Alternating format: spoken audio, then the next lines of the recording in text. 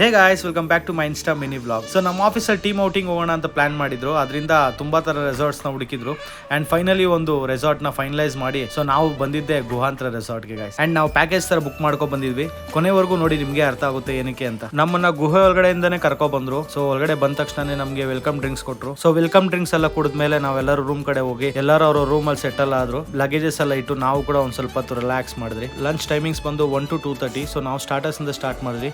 Chicken chilli ಮತ್ತೆ fish fry ಇತ್ತು and veg ಅಲ್ಲಿ ಗೋಬಿ ಮಂಚೂರಿ, ನೂಡಲ್ಸ್, ಸ್ವೀಟ್ಸ್ ಮತ್ತೆ ಮಸಾಲ ಪುರಿ ಇದೆಲ್ಲ ಇತ್ತು. ಆಮೇಲೆ ನಾವು ಹೋಗಿದ್ದೆ ಮೈನ್ ಕೋರ್ಸ್ ಗೈಸ್. ವೆಜ್ ಮತ್ತೆ ನಾನ್ ವೆಜ್ ಎರಡೂ ಇತ್ತು. ನಾನ್ ವೆಜ್ ಅಲ್ಲಿ ಸ್ಪೆಷಲ್ ಆಗಿ ಚಿಕನ್ ಬಿರಿಯಾನಿ ಮತ್ತೆ ಚಿಕನ್ ಕರಿ ಇತ್ತು. ಸೂಪರ್ ಆಗಿರೋ ಲಂಚ್ ಮುಗಿಸ್ಕೊಂಡು ನಾವು ಗೇಮ್ಸ್ ಆಡೋಣ ಅಂತ ಹೋದ್ವಿ.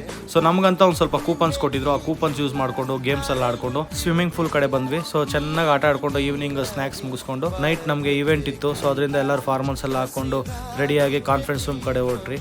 ಸೊ ಫುಲ್ ಸೆಟಪ್ ರೆಡಿ ಆಗಿತ್ತು. ತುಂಬಾ ಜನಕ್ಕೆ ಅವಾರ್ಡ್ಸ್ ಬಂದು ಅದೇ ತರ ನನಗೂ ಕಲ್ಚರ್ ಚಾಂಪಿಯನ್ ಅಂತ ಅವಾರ್ಡ್ ಕೊಟ್ಟರು.